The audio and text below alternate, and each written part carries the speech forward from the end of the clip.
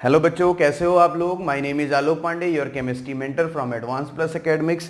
तो बच्चों, बात करते हैं अभी तक हमने क्या पढ़ा और अभी तक के लेक्चर्स में क्या कवर किया।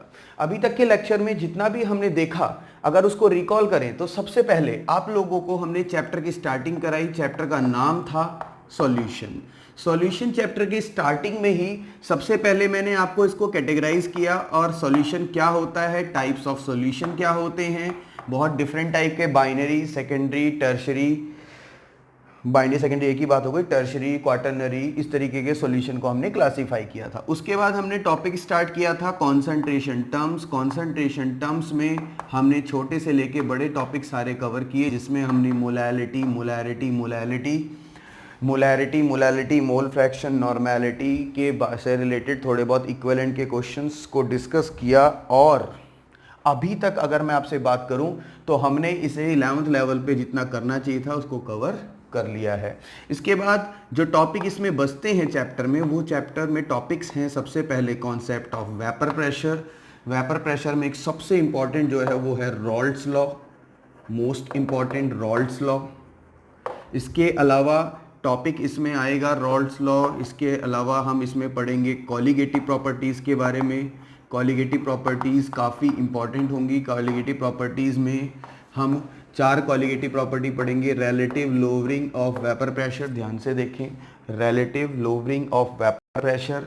इसके अलावा हम टॉपिक पढ़ेंगे इसमें एलिवेशन इन बॉइलिंग पॉइंट, ये कॉलिगेटिव प्रॉपर्टी इसमें आएगी।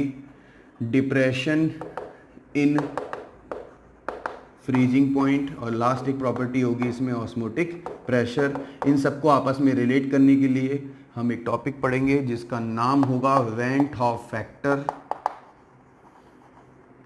और वेंट ऑफ फैक्टर पढ़ने के बाद लास्ट में हम आ जाएंगे solubility of gases.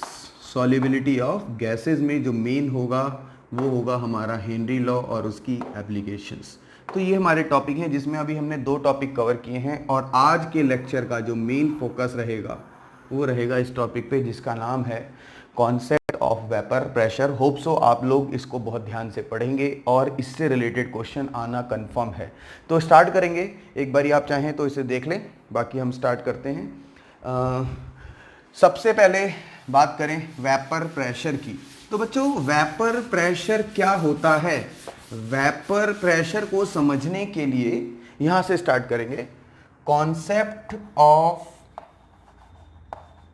Vapour pressure, concept of vapour pressure. तो अगर हम बात करें कि वेपर प्रेशर क्या होता है, तो बच्चे इससे पहले हमें जानना पड़ेगा इस टॉपिक के बारे में। देखते हैं कितने लोगों को ये पता है। इवेपोरेशन, थोड़ा सा इससे सोचें, इवेपोरेशन क्या होता है, इवेपोरेशन के बारे में क्या आपको कुछ पता है? तो बच्चों, इवेपोरेशन एक बेसिक टर्म है जो हम बहुत टाइम से सुनते भी आ रहे हैं। एक डायग्राम की हेल्प से मैं आपको समझाने की कोशिश करता हूं। सपोज मैंने एक कंटेनर लिया और इस कंटेनर के अंदर मैंने कोई लिक्विड रख दिया। लिक्विड को रखने के बाद हम जानते हैं कि सपोज लिक्विड मॉलिक्यूल ए नाम है इसका। लिक्विड क्या है? ए। और इस ए को सब तरफ से, ऑल साइड से ए मॉलिक्यूल्स इक्वल फोर्सेस से खींच रहे हैं। ठीक है, सिमिलर टाइप की इंटरेक्शन हो रही है और इसी वजह से इसकी जो शेप है वो क्या है? स्फेरिकल। लेकिन अगर मैं बात करूं इस लिक्विड के सरफेस की, तो सरफेस पे जो लिक्विड मॉलिक्यूल है, पूरा पूरा ही बना देते हैं। ये जो लिक्विड मॉलिक्यूल ए मैंने सरफेस पे बनाए हैं, इनमें नीचे से तो फोर्स होती है लेकिन ऊपर से कोई भी अट्रैक्टिव फोर्स नहीं होती है। और इस वक्त आप देख सकते हैं कि ये कंटेनर कैसा है? Open container. कैसा कंटेनर है? Open container. और ये जो लिक्विड ए आप यहां पे देख रहे हो, इसकी जो काइनेटिक एनर्जी है वो क्या है? Above average kinetic energy. मतलब जो अंदर मॉलिक्यूल है इसकी नॉर्मल एनर्जी होगी, लेकिन जो सरफेस पे मॉलिक्यूल है उसकी एक ही तरफ से फोर्स होने की वजह से काइनेटिक एनर्जी एवरेज से थोड़ी ज़्यादा है। थोड़ा सा सोचें मैं कहना क्या चाह रहा हूँ। अब मैं क्या करने वाला हूँ, इस लिक्विड को मैं हीट करूँगा। मैंने मान लो इसमें इनपुट टेम्परेचर दिया इन पुट टेम्परेचर दिया मैंने T, और हमने क्या देखा कि जो सरफेस के मॉलिक्यूल हैं ये ऊपर की तरफ भागने लगे। जैसे ही ये लिक्विड के मॉलिक्यूल ऊपर की तरफ भागने लगेंगे, इस प्रोसेस को ही हम क्या नाम देंगे? इवेपोरेशन। तो अगर मैं आपसे पूछूं कि आपने क्या जस्टिफाई किया, तो यहां से बच्चों इवेपोरेशन की एक बहुत सिंपल और बहुत सीधी सादी डेफिनेशन निकल के आएगी। जब भी हम किसी लिक्विड को हीट करते हैं और हीट करने पे जो लिक्विड के मॉलिक्यूल्स हैं सरफेस पे वो वेपर में कन्वर्ट हो, तो इस स्पॉन्टेनियस फिनोमेना को ही हम क्या बोलते हैं? इवेपोरेशन। दोबारा सुने, जब भी हम किसी लिक्विड को हीट करते हैं उसका नेचर क्या होना चाहिए कि वो वेपराइज हो जाए, मतलब वोलेटाइल नेचर। जैसे हम किसी लिक्विड को हीट करते हैं तो जो सरफेस पे मॉलिक्यूल्स होते हैं उनकी काइनेटिक एनर्जी ऑलरेडी ज़्यादा होती है, क्योंकि सिंगल साइड से या सिर्फ नीचे से अट्रैक्शन होता है, लेकिन अंदर वाले मॉलिक्यूल पूरी तरह बाउंडेड होते हैं, पूरी तरह बाइंडेड होते हैं। इसीलिए जो लिक्विड के सरफेस मॉलिक्यूल्स हैं, सरफेस पे जो लिक्विड के मॉलिक्यूल्स हैं वो बहुत ही जल्दी वेपर में कन्वर्ट हो जाते हैं, और इसी प्रोसेस को क्या कहते हैं? इवेपोरेशन। तो हम बोलेंगे द प्रोसेस ऑफ, ध्यान से सुने और याद हो जाना चाहिए आपको, the process of spontaneous conversion of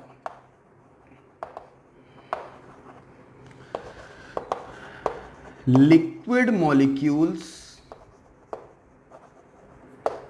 into vapors on heating due to above average kinetic energy। बहुत ही अच्छी डेफिनेशन है। The process of spontaneous conversion of liquid molecules into vapors on heating due to above average kinetic energy, and this temperature is called as boiling point। बिल्कुल सही। कई लोग ये definition भी जानते हैं कि एक ऐसा टेम्परेचर जिस पे किसी लिक्विड का वेपर प्रेशर एटमॉस्फेरिक प्रेशर के बराबर हो जाए, उस टेम्परेचर को ही हम क्या कहते हैं? Boiling point. और एक ऐसा फिनोमेना जब लिक्विड का निकलने वाला वेपर एटमॉस्फेरिक वेपर से बिल्कुल मैच हो जाए तो वो लिक्विड सीधे वेपर में कन्वर्ट होकर अपना स्पेस मास लिक्विड से चेंज कर लेता है या छोड़ देता है। इस फिनोमेना को भी इवेपोरेशन कहते हैं। तो इवेपोरेशन में वहां पे इवेपोरेशन की जो डेफिनेशन है वो गलत नहीं है, लेकिन वहां बॉइलिंग पॉइंट की डेफिनेशन परफेक्ट है, the temperature at which vapour pressure converts into atmospheric pressure. But evaporation की ये डेफिनेशन जो इस वक्त सामने लिखी हुई है, अगर आप इसे याद कर लेते हैं तो आपको बहुत ही प्रॉपर मार्क्स मिलने के चांसेस हैं, क्योंकि बच्चों एक्यूरेसी ही टीचर मांगता है, और जितना परफेक्शन से आप आंसर लिखेंगे उतने ही आपको चांसेस ज़्यादा हो जाते हैं टीचर को इंप्रेस करने के, और उतने ही ज़्यादा आपके मार्क्स आगे वाले क्वेश्चनों में भी एक्स्ट्रा मिल सकते हैं। तो क्या बोला मैंने? The process of spontaneous conversion of liquid molecules into vapours on heating. जब तक आप फिनोमेना नहीं बताओगे, बताना पड़ेगा। On heating due to above average kinetic energy is known as evaporation, and speed of evaporation is called rate of evaporation। जिस speed से convert होता है उसी को हम क्या कहते हैं? Rate of evaporation. तो अगर आपसे कोई पूछे कि रेट ऑफ इवेपोरेशन क्या है, तो आप बोलोगे वो स्पीड जिससे कोई लिक्विड वेपर में कन्वर्ट हो रहा है। फैक्टर्स बेसिक से लेके चल रहे हैं, हर एक टॉपिक में क्लियर करूंगा। Factors affecting rate of evaporation. ऐसे कौन कौन से फैक्टर हैं जो रेट ऑफ इवेपोरेशन को डायरेक्टली अफेक्ट करते हैं? सबसे पहला क्या है? टेम्परेचर। सोचो, जितना ज्यादा टेम्परेचर होगा उतना रेट ऑफ इवेपोरेशन क्या होगा? हाई। जितना जल्दी हमें वो बॉइलिंग पॉइंट, जितना टेम्परेचर मिल जाएगा उतनी ही जल्दी वो लिक्विड बॉयल हो जाएगा, मतलब वेपर में कन्वर्ट हो जाएगा। तो rate of evaporation is directly proportional to temperature. दूसरा आता है नेचर ऑफ लिक्विड। ये क्या मतलब हुआ? Nature of liquid. बच्चों नेचर ऑफ लिक्विड में हम क्या देखते हैं कि लिक्विड कई तरह के हैं। सपोज मैं आपको एग्जांपल लेता हूँ, 3 एग्जांपल। मैंने एक कंटेनर में वाटर लिया, मैंने एक कंटेनर में मिल्क लिया, और मैंने एक कंटेनर में हनी लिया। तीनों को मैंने एक पर्टिकुलर टेम्परेचर पे हीट कर दिया। सबसे पहले वेपर कौन बनाएगा? Obviously water. फिर मिल्क और हनी का कंफर्म नहीं है बनाए या ना बनाए। तो क्या लॉजिक था? ऑब्वियसली वाटर के मॉलिक्यूल में इंटरमॉलिक्यूलर फोर्सेस वीक थी, मिल्क में थोड़ी स्ट्रांग थी, और जहां हम बात करें हनी में तो इंटरमॉलिक्यूलर फोर्सेस बहुत हाई होते हैं, हाईली विस्कस भी होता है। तो आप देख सकते हो कि नेचर ऑफ लिक्विड किस पे डिपेंड करता है? नेचर ऑफ इंटरेक्शन पे। तो हम बोलेंगे rate of evaporation is inversely proportional to nature of interaction between particles of liquid, right. तीसरा जो फैक्टर है जिस पे रेट ऑफ इवेपोरेशन डिपेंड करता है, उस फैक्टर का नाम है सरफेस एरिया। ये कैसे? मान लो एक बकेट में, एक बाल्टी में मैंने बहुत सारा पानी रख दिया फुल एकदम, और उसको मैंने सनलाइट में छोड़ दिया, धूप में रख दिया, और मैंने 4 घंटा 5 घंटा वेट किया, तब मैंने देखा बकेट में आधा पानी उड़ गया, आधा अभी भी बचा है। अब मैं उसी बकेट के पानी को पूरी छत पर या किसी फ्लोर पर या रोड पर फेंक देता हूं, और मैं क्या नोटिस करता हूं कि with in half an hour वो सारा पानी इवेपोरेट हो जाता है। इसका क्या मतलब है? सरफेस एरिया जितना ज्यादा होगा उतना रेट ऑफ इवेपोरेशन क्या होगा? High. That means rate of evaporation is directly proportional to surface area at which liquid या in which liquid is present. अब लास्ट आता है ब्लो ऑफ ड्राई एयर। ये क्या होती है? ड्राई एयर क्या होता है बच्चों? ड्राई एयर का मतलब आपको अगर पता हो मॉइस्चर क्या होता है, तो ड्राई एयर और मॉइस्ट एयर दो तरह की एयर होती हैं। अगर हम वाटर वेपर को ड्राई एयर के साथ मिक्स कर देंगे तो वो ड्राई एयर किस में कन्वर्ट होगी? मॉइस्ट एयर में। दैट मीन जहां पे ऑलरेडी बहुत सारे वेपर बन रहे हैं, हम ड्राई एयर को ब्लो करा देंगे तो वो सारे वाटर वेपर को क्या कर लेगा? एब्सॉर्ब। दैट मीन जितना ज्यादा ब्लो होगा ड्राई एयर का उतना रेट ऑफ इवेपोरेशन क्या होगा? हाई। अब आप बोलोगे इसकी क्या जरूरत थी? एक्चुअली इसके ऊपर ना न्यूमेरिकल्स आते हैं, तो इतना लिखा रहेगा कि इतने ग्राम ड्राई एयर को ब्लो कराया गया, तो बताओ कितना वेपर प्रेशर में फर्क आया। तो इसलिए हम आगे इसके लिए आपको डायरेक्ट करा रहे हैं कि rate of evaporation is directly proportional to amount of dry air blown, amount of dry air blown. तो अभी तक हमने क्या देखा? स्टार्ट किया चैप्टर, मैंने आपको बोला कि सॉल्यूशन चैप्टर आज हम पढ़ रहे हैं, कंटिन्यू करेंगे। सॉल्यूशन चैप्टर में हम कुछ चीजें ऑलरेडी पढ़ चुके हैं। कॉन्सेंट्रेशन टर्म जो बहुत टफ होता है, जो बेस बनाता है, molarity, mole fraction, mass percentage, mass fraction, सब कुछ आपको आता है। इसके बाद मैंने आपको कुछ ट्रिक्स सिखाई थी लास्ट वीडियो लेक्चर में। आज के वीडियो लेक्चर में हम अब इस चैप्टर को मैंने बताया था कि हम रियल चैप्टर में आ गए हैं, और हमने बोला आज हमारा जो कॉन्सेप्ट है वेपर प्रेशर का स्टार्ट होगा।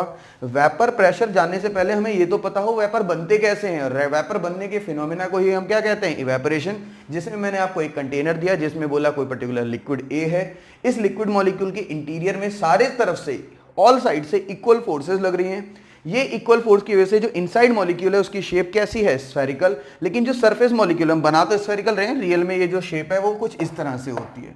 बट समझने के लिए प्रॉपरली कि ये जो सरफेस मॉलिक्यूल्स हैं वो डाउनवर्ड फोर्स तो है उनमें, लेकिन अप साइड से कोई फोर्स नहीं है और कंटेनर ओपन है। तो जैसे हम हीट करते हैं ये मॉलिक्यूल ओपन कंटेनर होने की वजह से, हाई काइनेटिक एनर्जी होने की वजह से या लो फोर्स ऑफ अट्रैक्शन होने की वजह से इजीली क्या कर सकता है? वेपर में कन्वर्ट हो जाता है। और टेम्परेचर जैसे ही इसका रेस करते जाओगे, जैसे ही ये एटमॉस्फेयर के लिक्विड मॉलिक्यूल से मैच करेगा, उनके प्रेशर से मैच करेगा, वो उसमें कन्वर्ट होता जाएगा, और वैसे ही यहाँ का वॉल्यूम लिक्विड का कम होता जाएगा और एटमॉस्फेयर में ऑब्वियसली बढ़ता जाएगा। तो इवेपोरेशन ने क्या बताया था? The process of spontaneous conversion of liquid molecule into vapour on heating due to above average kinetic energy and this temperature is known as boiling point। अब फिर हमने बताया कि इस स्पीड से, जिस स्पीड से लिक्विड वेपर में कन्वर्ट हो रहा है, इस स्पीड को हम क्या नाम देते हैं? Rate of evaporation. ये 4 चीजों पे डिपेंड करता है। पहला हो गया टेम्परेचर, जितना टेम्परेचर हाई उतनी जल्दी वेपर बनाएगा। चलो इस पे एक क्वेश्चन मेरे दिमाग में आया। मान लो 2 लिक्विड है, ए और दूसरे का नाम है बी। अब दोनों में एक ए का बॉइलिंग पॉइंट 20 डिग्री है, बी का बॉइलिंग पॉइंट 40 डिग्री है। बताओ 60 डिग्री पे किसका वेपर प्रेशर ज्यादा होगा या किसके ज्यादा वेपर्स होंगे? एक का कितना था? 20, बी का 40 डिग्री। तो 60 डिग्री पे किसका ज्यादा होगा? तो ऑब्वियसली जिसका बॉइलिंग पॉइंट कम है, जैसे ए का बॉइलिंग पॉइंट 20 डिग्री है, तो वो 20 डिग्री आते ही वेपर में कन्वर्ट करना स्टार्ट कर चुका होगा। और बी ने कब स्टार्ट किया होगा? जब 40 डिग्री आया होगा। दैट मीन 60 डिग्री पहुंचते पहुंचते, समझना, 60 डिग्री पहुंचते पहुंचते जो मॉलिक्यूल ए हैं उनके नंबर ऑफ वेपर्स ज्यादा हो गए होंगे, तो उसका वेपर प्रेशर ऑटोमेटिकली ज्यादा हो गया होगा। तो क्या समझ में आया कि बॉइलिंग पॉइंट लो होने पर वेपर ज्यादा बनते हैं। और यहां पे वही है कि टेम्परेचर जितना ज्यादा होगा उतनी जल्दी वेपर बनेंगे। दैट मीन्स जितना इनपुट टेम्परेचर है, लिक्विड का नहीं, जो आप दे रहे हो, दोनों चीजें अलग अलग है, ध्यान से समझना।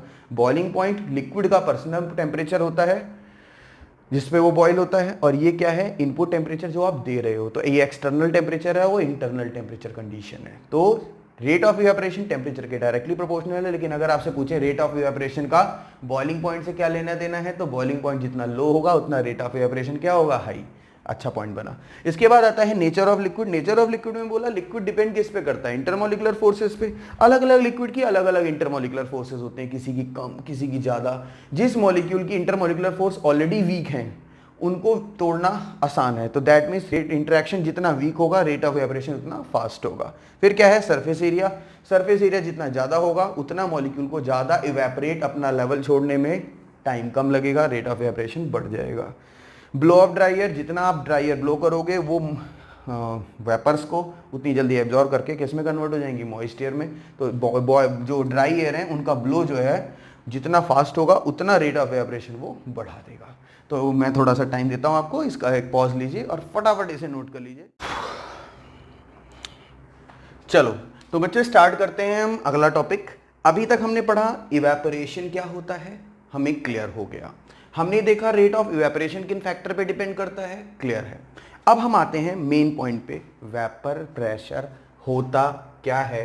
Our topic is vapour pressure of pure liquid. Pure का मतलब है जब सिंगल टाइप ऑफ लिक्विड किसी कंटेनर में प्रेजेंट हो तो उसको नाम दिया जाता है प्योर लिक्विड। तो ध्यान से देखिए क्या लिखा हुआ है, हम वही एग्जांपल ले रहे हैं। हमने सपोज लिक्विड ए ले लिया। ए इंटरनली जो है वो इक्वल फोर्सेस से हर तरफ बाइंडेड है, इसलिए उसकी शेप क्या होगी? स्फेरिकल। लेकिन जो सरफेस पे मॉलिक्यूल हैं वो इजीली क्या कर सकते हैं?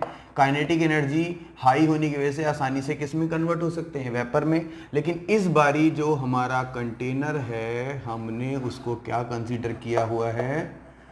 Close container. ठीक है, चलो कंडीशन बनाते हैं। सबसे पहले कंडीशन स्टार्ट होती है when time is equal to 0 second. That means जब हमने इनपुट हीट देना स्टार्ट किया 0 सेकेंड से, इनिशियली टी तक जाने से पहले जब आप इनिशियली टेम्परेचर दोगे तो लिक्विड किस में कन्वर्ट होने लगेगा? वेपर में। तो हम लिख रहे हैं टाइम जब 0 सेकेंड है तो रिएक्टेंट लिक्विड ही है और रेट ऑफ इवेपोरेशन उस वक्त अपने मैक्सिमम लेवल पे होगा। दैट मीन्स लिक्विड मॉलिक्यूल जो सरफेस पे हैं वो कोशिश कर रहे होंगे किस में कन्वर्ट होने की? वेपर में। इस वक्त रेट ऑफ इवेपोरेशन क्या होगा? बहुत हाई। जैसे टाइम टी पहुंचता है उस वक्त जितना भी स्पेस है वहां पे लिक्विड मॉलिक्यूल किस में कन्वर्ट हो जाएंगे? वेपर्स में। तो हमने क्या लिखा कि at time is equal to T second reactant जो लिक्विड था अब वो दो कंडीशन में है, लिक्विड प्लस वेपर, जिसमें रेट ऑफ इवेपोरेशन मैक्सिमम होके क्या हो चुका है? फिक्स। अब सोचो कि जो लिक्विड के मॉलिक्यूल मतलब जो ए लिक्विड मॉलिक्यूल था अब वो ए वेपर मॉलिक्यूल बन चुका है। यहाँ पे क्या हो चुके हैं? ए वेपर मॉलिक्यूल। और ये ए वेपर मॉलिक्यूल यहाँ बहुत सारे हैं तो ये आपस में टकराएंगे। अभी मैं आपको क्लियर कर दूं कि ये मॉलिक्यूल जब आपस में टकराते हैं तो इसको कहा जाता है पार्शियल प्रेशर। जब ये आपस में टकराएंगे तो जो कंटेनर की वॉल से टकराएंगे वो तुरंत किस में कन्वर्ट हो जाते हैं? लिक्विड। आपने सुना भी होगा कि वेपर जब क्लोज कंटेनर में कंटेनर की वॉल से टकराते हैं तो वो किस में कन्वर्ट होते हैं? लिक्विड में। तो वही लिखा हुआ है कि जब टाइम टी सेकेंड होगा तो वेपर लिक्विड वेपर दोनों एग्जिस्ट कर रहा होगा, रेट ऑफ इवेपोरेशन फिक्स है और रेट ऑफ कंडेंसेशन मतलब लिक्विड में कन्वर्ट होने की स्पीड बढ़ चुकी होगी क्योंकि ज्यादा मॉलिक्यूल होंगे तो एक लिमिट के बाद। जैसे एक एग्जांपल ले लो, एक पैसेंजर बस है, जैसे नॉर्मली बस होती है, उसमें लोग घुस रहे हैं। पहले लोग बैठे हुए थे, अब उसमें और लोग घुसते गए, खड़े होते गए। एक टाइम आ जाएगा जब क्या होगा, पूरी बस फुल होगी। जब पूरी बस फुल होगी उसके बाद भी लोग आ रहे होंगे तो क्या होगा यार, या तो लोग बस से बाहर निकल रहे होंगे या एक दूसरे के स्पेस में एडजस्ट कर रहे होंगे कि भाई मुझे भी बैठा लो, मुझे भी बैठा लो। तो उस वक्त बैठना मतलब क्या हुआ, लिक्विड बनाना। बैठे हुए लोग क्या है, लिक्विड। भीड़ जो है वो क्या है, वेपर। तो आप थोड़ा इमेजिन कर सकते हो कि कंडेंसेशन बढ़ना शुरू हुआ। एक टाइम आएगा जब एक बैलेंस क्रिएट हो जाएगा, एक ऐसा बैलेंस जब वेपर जितना स्पेस ले सकते हैं, लाइक उस बस की ही बात करें तो उसमें जितने लोग खड़े हो सकते थे वो आ गए, या तो बस का गेट बंद हो जाएगा या लोग बैठाना बंद कर देंगे, व्हाटएवर। तो उस टाइम जब एक बैलेंस क्रिएट होगा तो लिक्विड और वेपर आपस में एक दूसरे को बैलेंस कर चुके हैं, अब फुल हो चुका है सब कुछ, और उस वक्त रेट ऑफ इवेपोरेशन और रेट ऑफ कंडेंसेशन एक दूसरे के बराबर हो जाएंगे। और ये नेचर क्या होता है, डायनेमिक, ये चलता ही रहता है। डायनेमिक नेचर का मतलब होता है कि अगर इक्विलिब्रियम आने के बाद भी आप वेपर बनाते हो या इमेजिन करते हो तो उतने ही वेपर किस में कन्वर्ट होंगे, लिक्विड में। चलो इसको समझते हैं, क्या लिखा हुआ है, रेट वर्सेस टाइम का ग्राफ है। हम देख सकते हैं इनिशियली स्टार्टिंग से ही रेट ऑफ इवेपोरेशन अपनी मैक्सिमम लिमिट पर है और कांस्टेंट है टाइम के साथ। धीरे धीरे रेट ऑफ कंडेंसेशन बढ़ता है, जब ये एक दूसरे को बैलेंस कर लेते हैं तो इवेपोरेशन कंडेंसेशन रेट बराबर, और इसी को हम कहते हैं इक्विलिब्रियम। तो पॉइंट क्या है, वेपर प्रेशर क्या हुआ फिर, ये सोचने वाली बात है ना। ध्यान से सुने, मैंने बताया जब ये मॉलिक्यूल आपस में टकरा रहे हैं तो उनके प्रेशर को क्या कह रहे हैं, पार्शियल प्रेशर। एक टाइम के बाद पार्शियल प्रेशर मैक्सिमम हो गया, अब इससे ज्यादा वो प्रेशर जनरेट नहीं कर सकता, मतलब कंडेंसेशन भी पूरी स्पीड में आ चुका है। तब उस टाइम पार्शियल प्रेशर की मैक्सिमम वैल्यू को ही हम क्या नाम देंगे, वेपर प्रेशर। डेफिनेशन देखिए बच्चों, बहुत बेसिक से लेके मैं आपको चल रहा हूं, और बेसिक का मतलब ये होता है कि हमारा कॉन्सेप्ट जो है वो कॉन्सेप्चुअली, इमेजिनरी या किसी भी लेवल पे हम कंफ्यूज ना हो। दोबारा देखें, टॉपिक क्या बोला मैंने, vapour pressure. It is pressure exerted by vapours, it is pressure exerted by vapours formed in the condition of dynamic equilibrium। मेरे साथ साथ बोलें, it is pressure exerted by vapors formed in the condition of dynamic equilibrium over the surface of liquid। that means vapor pressure liquid के अंदर नहीं surface पे लगता है when present in a closed container। that means जब liquid vapour में convert हुए तो आपस में टकरा के पार्शियल प्रेशर, ऊपर से गए तो कंडेंसेशन बढ़ा, इसके बाद जो ये वेपर्स यहाँ इकट्ठे हो गए तो ये वेपर्स हैं और ये क्या है, लिक्विड। तो ये इस पे जो फोर्स लगा रहा होगा वो है वेपर प्रेशर। समझ आई बात, मतलब vapour pressure is the force exerted by vapour molecule of the same liquid on the surface of a liquid. क्या है vapour pressure, the pressure exerted bye vapour molecules of the same liquid on the surface of this that liquid. Clear हो गया। अगर हम बात करें water की special case तो उस टाइम क्या नाम दिया जाता है वेपर प्रेशर को, एक्वस टेंशन। तो बार बार मैं वर्ड यूज कर रहा हूं, पार्शियल प्रेशर, पार्शियल प्रेशर। तो आखिर ये पार्शियल प्रेशर है क्या, तो पार्शियल प्रेशर के बारे में अगर हम बात करें तो हम बोलेंगे the partial pressure is pressure exerted by vapor molecules in a closed container during evaporation. एक बात और, the maximum value of partial pressure, जैसे हम जनरली इसको पी नॉट ए से रिप्रेजेंट करते हैं, नॉट का मतलब होता है आइडियल या maximum, is called vapour pressure in case of liquid gas phase। but if we have vapors only, अगर हमारे पास है ही वेपर्स या गैस फेज, कभी कभी ये भी तो हो सकता है, इमेजिन करें कि कंटेनर में पहले ही दो अलग अलग या वेपर मॉलिक्यूल्स ही हैं, दो अलग अलग सपोज, ठीक है, ए है और बी है, तो ए और बी एक टाइम के बाद थोड़ा डिस्टर्ब होंगे, फिर वो एक बैलेंस बनाएंगे। तो जब वेपर फेज ही हो, सिर्फ गैसियस फेज ही हो, तो उस केस में we use term partial pressure only but not vapor pressure. The partial pressure is the pressure exerted by vapor molecule in a closed container during evaporation, right? The maximum value of the partial pressure is P0A and it is called vapor pressure in case of liquid gas phase. But if we have the vapors only or gaseous phase only, then we use the term partial pressure but not vapour pressure. देखो बच्चों, छोटी छोटी चीजें हैं, अभी आपको शायद थोड़ा सा लगे, लेकिन अगर सब चीज इजीली समझ आ जाएगी तो फिर कॉन्सेप्ट कैसे बिल्ड होगा? थॉट प्रोसेस ही तो डेवलप करना है। धीरे धीरे मेरे लेक्चर्स को आप बार बार देखें, समझें, और फिर आपको एक कॉन्सेप्ट क्लियर होगा, और फिर देखना आगे चल के आप इतने एनर्जी से इतनी वर्चुअलाइज कर पाएंगे अपने कॉन्सेप्ट को। फिलहाल आप इसे नोट करें, फिर हम अगले टॉपिक पे चलते हैं। ये थोड़ा सा ज्यादा गंदा हो गया भाई, ये लो ए,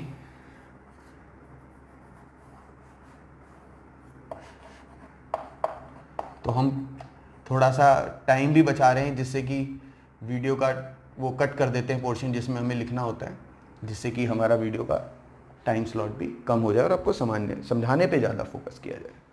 नोट कर ले। तो अब हम बात करते हैं आगे। एक क्वेश्चन है suppose, on what factors vapour pressure does not depend. जैसा कि हम जानते हैं कि जब कोई लिक्विड वेपर में कन्वर्ट होता है, वेपर आपस में टकराते हैं, जब वेपर आपस में टकराते हैं तो वो प्रेशर जनरेट करते हैं, दैट इज पार्शियल प्रेशर। फिर जब वो सारे वेपर उस कंटेनर को इक्विलिब्रियम पॉइंट पे ले आते हैं, सैचुरेट कर देते हैं, पूरा कंटेनर फुल कर देते हैं, फिर वो वेपर मॉलिक्यूल लिक्विड के सरफेस पे जो मैक्सिमम प्रेशर जनरेट करते हैं, उसी को हमने क्या बोला था? Vapour pressure. तो अब क्वेश्चन ये है कि वेपर प्रेशर किन फैक्टर्स पे डिपेंड नहीं करता। तो सबसे पहले तो आपको समझना पड़ेगा कि वेपर प्रेशर का कुछ भी लेना देना नहीं होता है कि लिक्विड आपका 10 ml है या 10,000 ml है। That means amount of liquid से कोई लेना देना नहीं है। अगर कोई पर्टिकुलर टेम्परेचर दिया तो वो लिक्विड उसमें कन्वर्ट आने वाला होगा, वेपर में तो कन्वर्ट हो जाएगा। दूसरा आपका क्या है? Volume of vessel. Volume of vessel, container कितना बड़ा है, छोटा है। जैसे 10 लीटर के कंटेनर में 2 लीटर पानी डालो या 2 लीटर के कंटेनर में 2 लीटर पानी डालो, एक ही बात है। तीसरा क्या है? वॉल्यूम। इसके बाद क्या लिखा हुआ है? Amount of liquid, volume of vessel and shape and size of container. ठीक है, तो ये वाला फैक्टर था कि shape and size of container से हमें कोई फर्क नहीं पड़ता है, क्या कटोरी में रखो, ग्लास में रखो, डब्बे में रखो, किसी में भी रखो।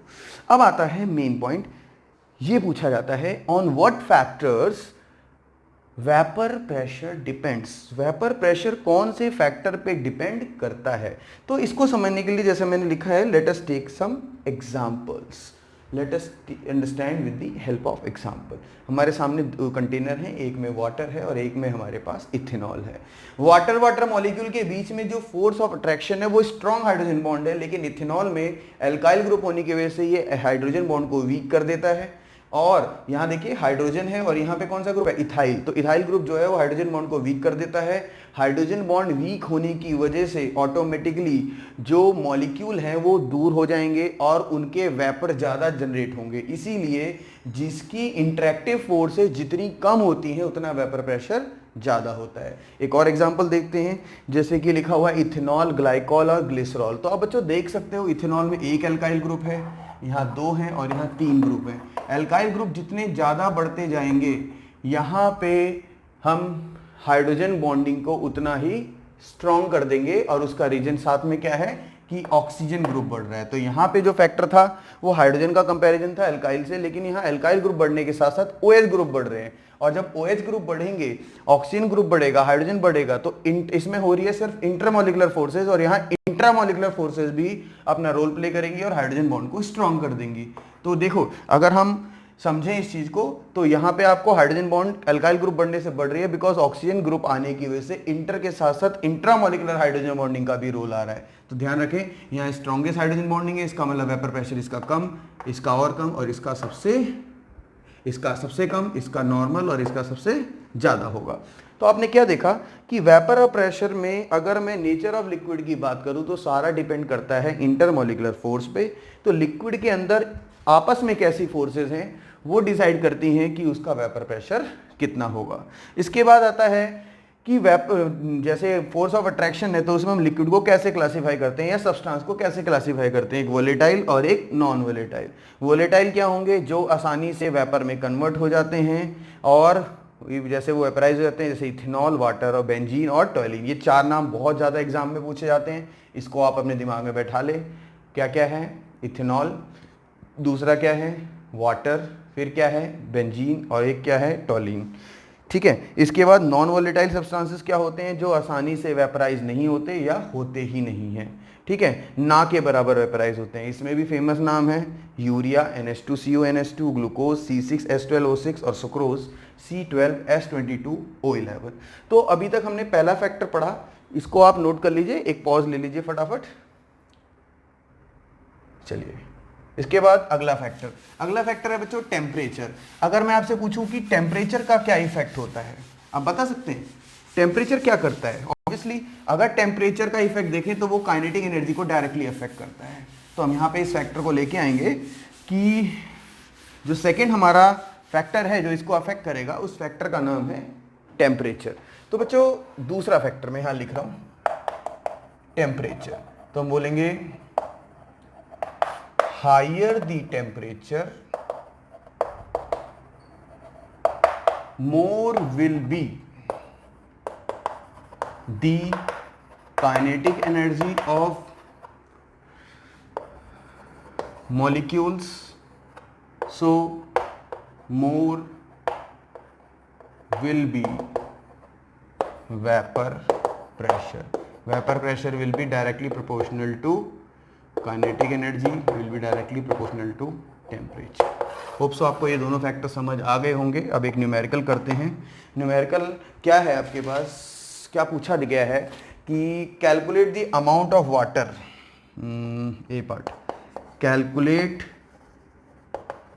The amount of water required to saturate a vessel of volume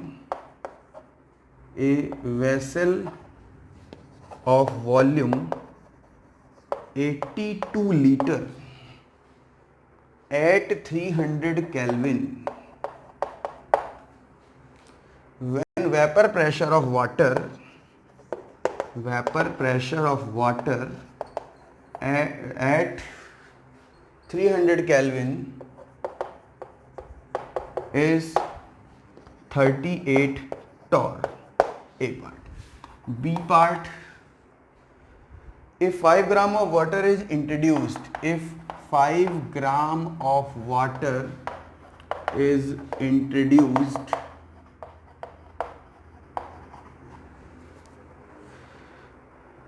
in vessel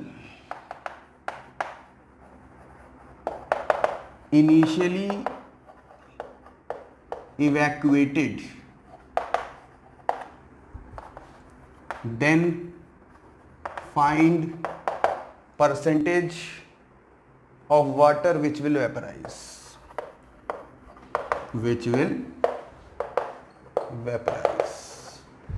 तो बच्चों ये दो क्वेश्चन हैं, जगह हमारे पास बहुत ज़्यादा नहीं है, तो हम पहले ए पार्ट से स्टार्ट करते हैं। हमें एक कंटेनर दिया गया है जिसका वॉल्यूम हमें कितना दिया है, 82 लीटर्स, राइट। 82 लीटर का एक बड़ा सा कंटेनर है जिसमें हमें H2O लिक्विड है। अब हमें इसे सैचुरेट करना है। What is mean by saturation? Saturation का सिंपल सा मतलब है कवर अप कर देना। मतलब H2O का कितना अमाउंट चाहिए कि वो वेपर बना के पूरे कंटेनर को कवर कर ले। H2O मान लो 10 लीटर के कंटेनर में 1 लीटर है, अब हम इसको हीट करेंगे, हो सकता है 1 लीटर से इतने वेपर ना बने कि वो 10 लीटर के एक एक पार्ट को, एक एक पोर्शन को कवर अप करे। तो हमसे पूछा गया मान लो 2 लीटर कवर करे, हो सकता है 1 लीटर की जरूरत ही नहीं थी, आधे लीटर वेपर ही पूरे कंटेनर को कवर करे। तो वो पूछ रहा है कितना अमाउंट ऑफ वाटर चाहिए जिससे बनने वाले वेपर उस पूरे कंटेनर को कवर अप कर ले। आई गेस आपको ये समझ आ गया होगा वर्ड सैचुरेट करने का मतलब कवर अप। तो फिर कह रहा है when vapour pressure of water is 38 torr. अच्छा, वेपर प्रेशर कितना दिया हुआ है? 38 टॉर। What is Tor? कितने लोगों को याद है? हाँ, 1 बार क्या? 760 टॉर। यस, 1 बार 1 ATM अप्रोक्सीमेटली हम सेम ले लेते हैं, तो ये आपका 760 टॉर के आसपास हो जाता है। तो अगर मैं आपसे बोलूं कि 38 क्या हो जाएगा, तो आप अगर 38 को 760 से डिवाइड कर दें तो ये आपका बार में कन्वर्ट हो जाएगा। 38 टू जा तो ये 1/20 आ गया, राइट? किस में कन्वर्ट हो गया? बार में। अब लगाओ जरा, by ideal gas equation, ideal gas equation, क्योंकि H2O आपको पता है प्योर लिक्विड है, तो हम इस केस में आइडियल गैस इक्वेशन लगा सकते हैं। वैसे भी ideal gas equation vapour pressure के केस में ही लगाई जाती है। तो PV इज इक्वल टू क्या है? nRT। प्रेशर कितना है? 1/220। वॉल्यूम कितना है? 82। n हमें नहीं पता, R होगा 0.083 या 082 ले लो, सेम मैच हो जाएगा। टेम्परेचर आपको कितना है लेना है? 300 केल्विन। बहुत इजी लग रहा है मुझे ऐसा, क्योंकि बहुत इक्वल टू 1/20 82 सेम आ गया, ये अपॉन में आ जाएगा 0.082 इंटू 300, राइट? ये हटा तो 1000 आ गया, 2 जीरो से 2 जीरो, इसके जीरो से इसका जीरो, ये इससे कट गया 82, तो ये आ गया 1/2 is equal to 1/6 is equal to n। n क्या होगा? गिवन मास अपॉन में मोलर मास। तो गिवन मास, अब हमें वाटर की बात कर रहा है तो 18 होगा, तो ये हो जाएगा 18/6 मतलब 3 ग्राम, राइट? अब हम ए पार्ट कंप्लीट कर चुके हैं, बी पार्ट के बारे में सोचें। बी पार्ट में हमसे कह रहा है if 5 gram of water is introduced in the vessel initially evacuated then find percentage of water which will vaporise. सोचो, वो साफ साफ हमने देख चुके हैं कि 3 ग्राम वाटर अगर आता है तो वो पूरे कंटेनर को कवर अप करेगा, और ये वर्ड लिखा हुआ है हेंस इनिशियली इवैक्यूएटेड, मतलब जो 3 ग्राम था इसने सैचुरेट किया, उस कंटेनर को उठा के खाली कर दिया गया, अब उसमें 5 ग्राम डाल दिया। इसका मतलब क्या है कि अगर इस कंटेनर के अंदर, ध्यान से देखें, अगर इस कंटेनर के अंदर हम 5 ग्राम H2O डालते हैं तो उसमें 2 ग्राम H2O तो लिक्विड रह जाएगा, और 3 ग्राम जो H2O है वो क्या बन जाएगा? गैस, और इनके बीच में क्या आ जाएगा? इक्विलिब्रियम। दैट मीन्स अगर मैं परसेंटेज बोलूं तो वो क्या आ जाएगी? Percentage of water which will vaporise. तो वेपराइज कितना होगा? 3 आउट ऑफ टोटल कितना है? 5 इंटू 100, तो 520, तो 60% will be the percentage that will be required for water molecules to vaporise. तो होप सो आपको अभी तक का कंटेंट समझ आया होगा। तो अभी तक के लेक्चर में मैंने आपको सारा कुछ समझा दिया वेपर प्रेशर के कॉन्सेप्ट से रिलेटेड। अगले लेक्चर में हम रॉल्ड्स लॉ और उससे रिलेटेड ड्यू पॉइंट के बारे में बात करेंगे। तो इसको फटाफट नोट कर लीजिए, और इसके बाद अगले लेक्चर में हम फिर से मिलते हैं। All the best.